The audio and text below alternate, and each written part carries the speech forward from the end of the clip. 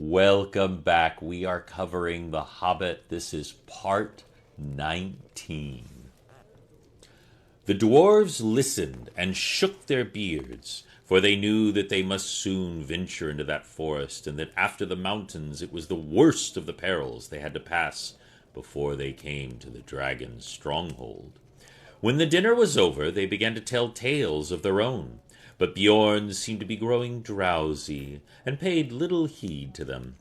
They spoke most of gold and silver and jewels, and the making of things by smithcraft, and Bjorn did not appear to care for such things.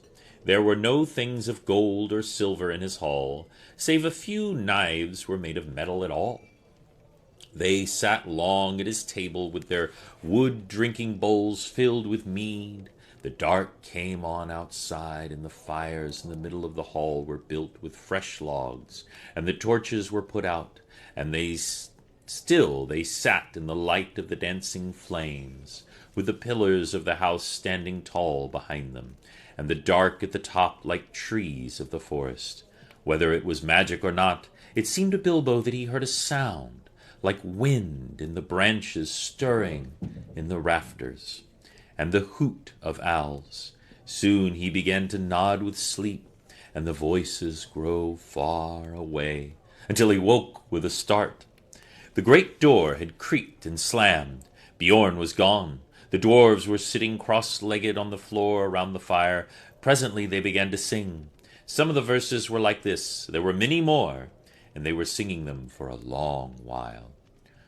The wind was on the withered heath, but in the forest stirred no leaf. There the shadows lay night by day, and dark things silently crept beneath. The wind came down from the mountains cold, and like a tide it roared and rolled, and branches groaned and forests moaned, and leaves were laid upon the mould.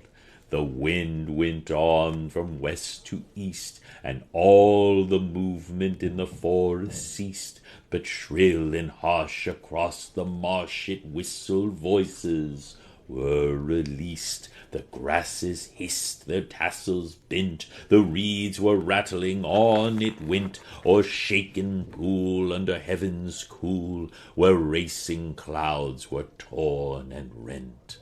It passed the lonely mountain bare, and swept the dub of the dragon's lair, and black and dank lay boulders stark, and flying smoke was in the air. It left the world and took its flight in the wide of seas of the night. The moon set sail upon the gale, and the stars were fanned to leaping light. Bilbo began to nod again. Suddenly up stood Gandalf. "It is time for us to sleep," he said. "For us, but not, I think, for Bjorn. In this hall we can rest sound and safe. But I warn you all not to forget what Bjorn said before he left. You must not stray outside till the sun is up, on your peril." Bilbo found that beds had already been laid at the side of the hall, on a sort of raised platform between the pillars and the outer wall. For him there was a little mattress of straw and woolen blankets. He snuggled into them very gladly. Summertime though it was, the fire burned low, and he fell asleep. Yet in the night he woke. The fire had now sunk to a few embers, and the dwarf and Gandalf were all asleep, to judge by their breathing.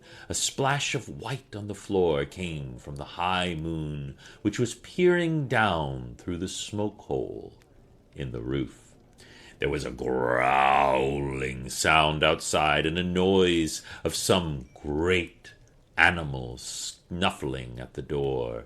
Bilbo wondered what it was, and whether it could be Bjorn in enchanted shape, and if he would come in as a bear and kill them. He dived under the blankets and hid his head, and he fell asleep again at last, in spite of his fears. It was full morning when he awoke. One of the dwarves had fallen over him in the shadows where he lay, and had rolled down with a bump on the platform on the floor. It was Bofur, and they both grumbled about it when Bilbo opened his eyes. "Get up, lazy bones," he said, "or there will be no breakfast left for you." Up jumped Bilbo. "Breakfast!" he cried. "Where is breakfast?" "Mostly inside of us," answered the other dwarves who were moving out of the hall. "But what is left is on the veranda. We have been looking for Bjorn since before the sun got up, but there is no sign of him anywhere, though we found breakfast laid out as soon as we went out." "Where is Gandalf?" asked Bilbo, moving to find something to eat as quick as he could. "Oh, out and about somewhere," they told him.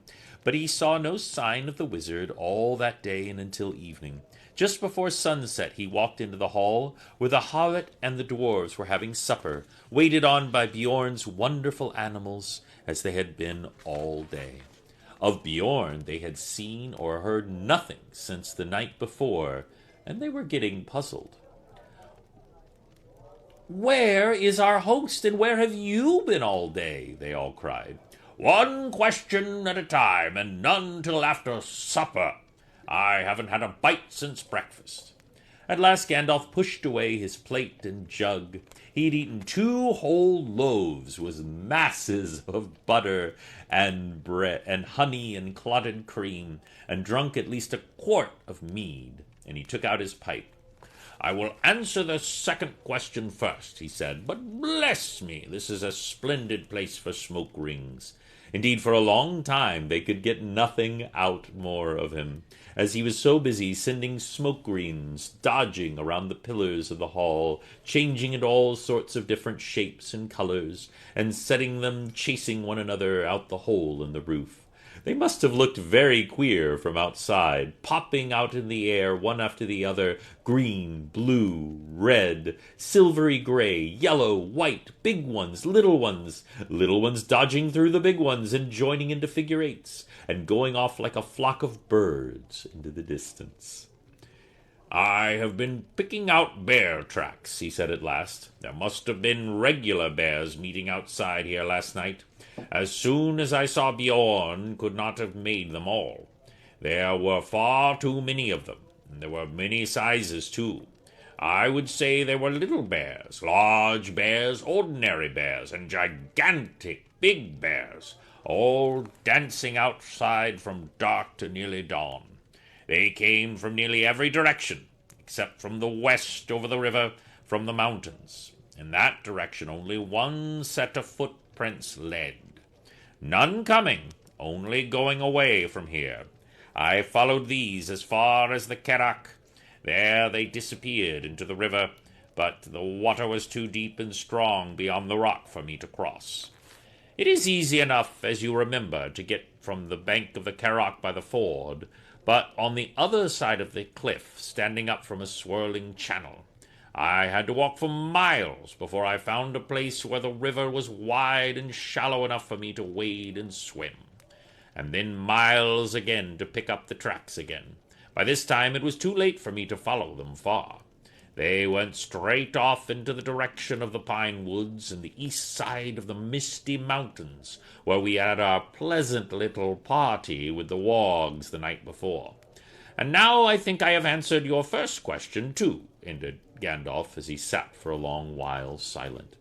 Bilbo thought he knew what the wizard meant.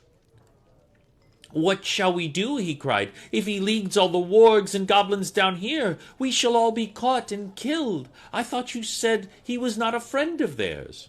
"So I did, and don't be silly. You had better go to bed. Your wits are sleepy." The hobbit was quite crushed, and there seemed nothing else to do but go to bed. And while the dwarves were still singing songs, he dropped to sleep, still puzzling his little head about Bjorn, till he dreamed a dream of hundreds of black bears dancing in the moonlight in the courtyard. Then he woke up, and everyone else was asleep, and he heard the same. Then he woke up, and everyone else was asleep, and he heard the same scraping, scuffling, snuffling, and growling as before. Next morning they were all wakened by Bjorn himself. "So you are still here, still," he said, and he picked up the hobbit and laughed. Not eaten by wargs or goblins or wicked bears yet, I see. And he poked Mr. Baggins' waistcoat most disrespectfully. Little bunny is getting nice and fat on bread and honey, he chuckled. Come and have some more. So they all went and had breakfast with him. Bjorn was most jolly for a change. Indeed, he seemed to be in a splendidly good humor and set them all laughing with his funny stories. Nor did they have to wonder long where he had been or why he had been so nice to them, for he told them himself. He had been over the river and right back up into the mountains, from which you can guess that he could travel quickly in a bear's shape, any rate. From the burnt wolf glade, he soon found out that part of their story was true. And he found out more than that. He had caught a warg and a goblin wandering in the woods. From these he had gotten news. The goblin patrols were still hunting with the wargs for the dwarves, and they were fiercely angry because of the death of the great goblin, and also because of the burning of the chief wolf's nose, and the death from the wizard's fire of so many of the chief's servants. So much they told him when he forced them, but he guessed there was more wickedness than this afoot, and their great raid, the whole goblin army with their wolf allies into the lands shadowed by the mountains, might soon be made to find the dwarves, or to take vengeance on the men and the creatures that lived there, who they thought must be sheltering them. It was a good story of yours, that, said Bjorn, but I like it still better now that I know that it's true. You must forgive me not taking your word. If you lived near the edge of Mirkwood, you would take the word of no one that you did not know as well as your brother, or better. As it is, I can only say that I have hurried home as fast as I could to see that you were safe, and to offer you any help that I can. I shall think more kindly of dwarves after this. Kill the great goblin! Kill the great goblin! He chuckled fiercely to himself. What did you do with the goblin and the warg? Asked Bilbo suddenly. Come and see, said Bjorn, and they followed round the house. A goblin's head was stuck outside the gate, and a warg's skin was nailed to a tree just beyond. Bjorn was a fierce enemy, but now he was their friend, and Gandalf thought it wise to tell him their whole story and the rest of their journey to get the most help that they could offer. This is what he promised to do for them. He would provide ponies for each of them, and a horse for Gandalf for their journey to the forest, and he would ladle them with food to last them for weeks with care, and packed with easy-to-carry nuts, flour, sealed jars of dried fruits, and red earthenware pots of honey, and twice-baked cakes that would keep good for a long time, and on a little they could march far. The making of these were one of his secrets, but honey was in them, as was most of his foods, and they were very good to eat, though they made one thirsty. Water, he said, they would not need to carry on this side of the forest, for there were streams and springs on the road. But your way through the Mirkwood is dark and dangerous and difficult, he said. Water is not easy to find there, nor food. The time is not yet come for nut, though it may be past before you come out the other side. And nuts are about all that grows there that are fit for food. In there the wild things are dark and queer and savage. I will provide you with some skins for carrying water, and I will give you some bows and arrows. I doubt very much whether anything you find in Mirkwood will be wholesome to eat or to drink. There is one stream there, I know, black and strong, which crosses the path. That you should neither drink of nor bathe in, for I have heard it carries an enchantment, that a great drowsiness and forgetfulness. and in the dim shadows of that place, I don't think you will shoot anything wholesome or unwholesome without straying from the path. And this you must not do for any reason. That is all the advice I can give you. Beyond the edge of the forest, I cannot help you much. You must depend on your luck and your courage and the food I send with you. At the gate of the forest, I must ask you to send back my horses and my ponies. But I wish you all speed, and my house is open to you if you ever should come this way again. And if you want to hear what happens when they enter Mirkwood, we will cover that in the next section. Thank you for watching Role Play Riot.